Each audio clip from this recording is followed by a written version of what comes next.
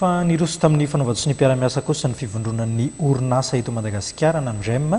sy ny Confédération des entreprises citoyennes de Tunisie maro ny tombontsoa azo ao anatin'izay fiara-miasa izay indrindra ny fampiroboroboana ny sehatry ny fandrarana eo amin'ny rotonta. Anisan'ny zava-dehibe ho an'ny fandrarana malagasy indrindra fa NAMGEM Groupement des entreprises de Madagascar satria io sinihana protocole zany mampiseho hoe na ny firenena ny lavitra any ary dia matsapa fa mila alebiazina ny fiara-miasa miaraka amin'ny firenena ohatran'ny Madagasikara ary matsapa koa hoe tokony ara-iasa miaraka amin'ny mpandrara lehibe eto Madagasikara. Izany zava-dehibe ary ny irina amin'io zany hoe mba hisy tombontsoa zany ho an'ny orinasa gasy hoe mba hisy orinasa gasy hoe afaka andeha hiasa ihany koa ny irina any nanao exportation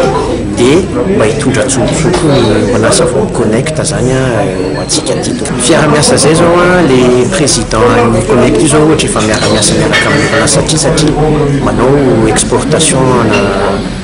hitan'izy aty izy président na groupe industriel lehibe ny Tunisie any dia izy koa zany natongavana aty mba hitady hoe inona ny zavatra hoe mba afaka hoentiny avy aty Madagasikara ho any. Zava-dehibe zany satria fantatsika fa ny avenirantsika tsy maintsy any amin'ny exportation no zava-dehibe dia irinay hoe tena andeha lavitra io. Vonona koa moa izy